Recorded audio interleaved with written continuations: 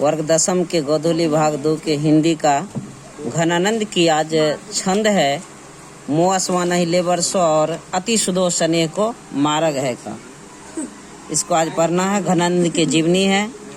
घनानंद के बारे में जानकारी हासिल करते हुए उसके जो छंद लिखे गए हैं उसको पढ़ना है।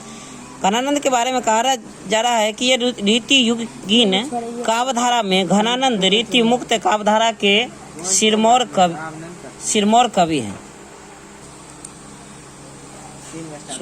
घनानंद रीति युगीन काव्य में घनानंद रीति मुक्त काव्यधारा के सिरमौर कवि हैं। इनका जन्म 1689 ईस्वी के आसपास हुआ और 1739 ईस्वी में वे नादिर शाह के सैनिक के द्वारा मारे गए थे और ये तत्कालीन मुगल बादशाह मोहम्मद शाह रंगीला के मीर मुंशी का काम करते थे।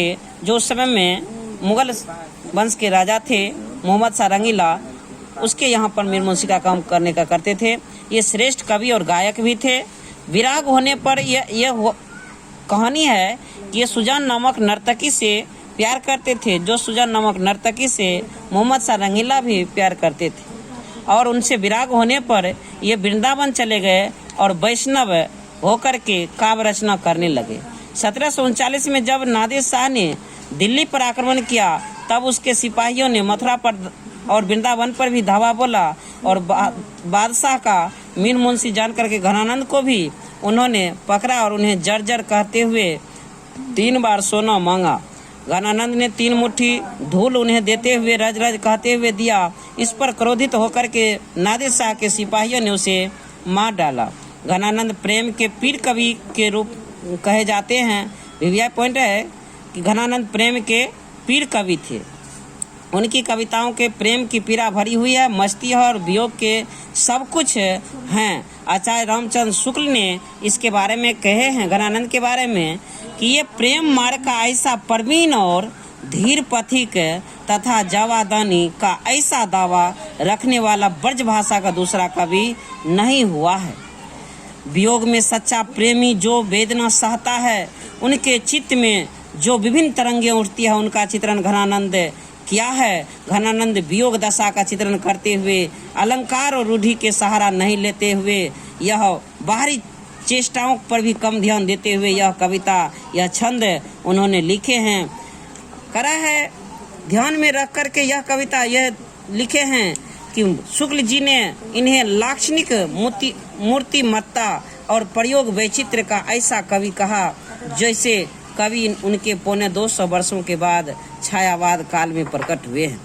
रामचंद्र शुक्ल इनके बारे में बहुत बड़प्पन कही है और घनानंद ने कुछ किताब लिखे हैं जैसे सुजान रसखान, सुजान सागर, विरह लीला, रसकेली बल्ली। सुजान रसखान का था, गलती, सुजान सागर और विरह लीला और रसकेली बल्ली, कुछ और सब किताबें हैं जो घनानंद के द्वारा लिखे गए हैं।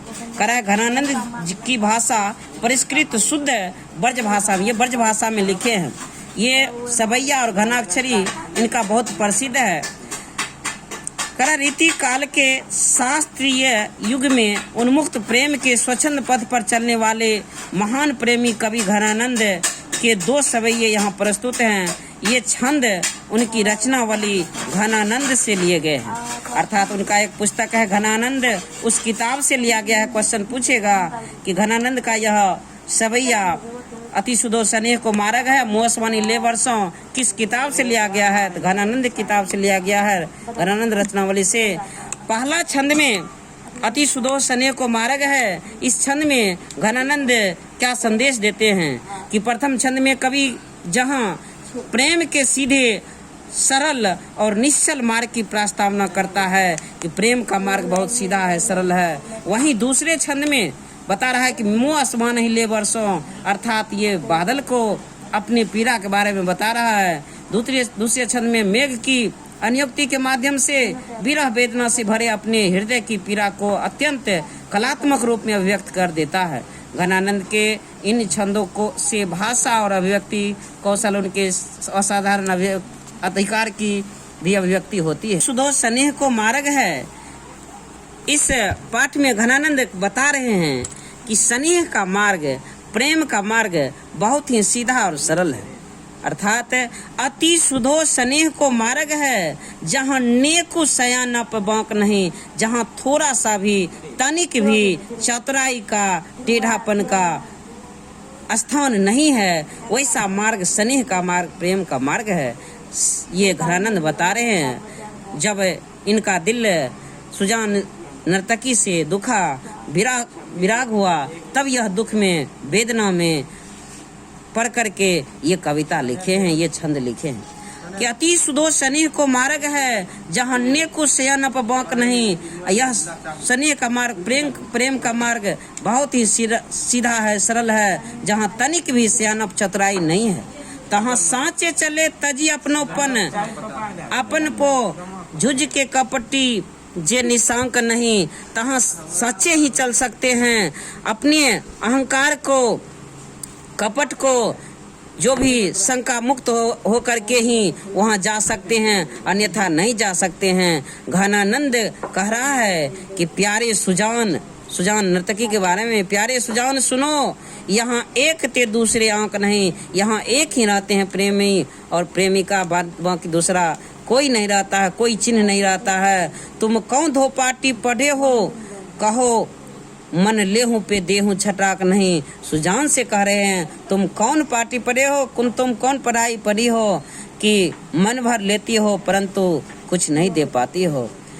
पुनः सुजान रसखान अपने पीड़ा के बारे में बादल से कह रहे हैं कि मेरे पीड़ा को किस तरह से आप बरसिए, मुँह आसवा नहीं ले बरसो। अर्थात करा पर काज ही देह को धारी फिरो, पर जन्य जथारत हुए दर्शो। करा हे बादल, दूसरे के कारण ही आप देह धारण करते हैं, दूसरे के ही कारण आप सारा कार्य करते हैं। तो पर काज ही देह धारी फिरो, पर जन्य जथारत हुए दर्शो। निधि नीर सुधा की समान करो, सागर के पानी को भी तुम अमृत के समान करते हो। सब ही विधि सजनता सरसो, सब विधि तुम सजनता ही बरसते हो। घनानंद जीवन दायक हो, कछु मोरी ये पीर ही परसों। करा हे तुम घनानंद के जीवन दायक हो, मेरा भी पीड़ा को, मेरे भी कष्ट को स्पर्श करके कबहूँ वाह विश्वासी सुजान के आंगन, या कभी भी हो तो सुजान के आंगन में मुँह आसमान हिले वर्षो। मेरे आंसू को, मेरे यह कष्ट को बरस जाओ हे बादल, हे परजन्य। ऐसा अनुरोध है घनानंद बादल से कर रहे हैं अपने कष्ट के बारे में।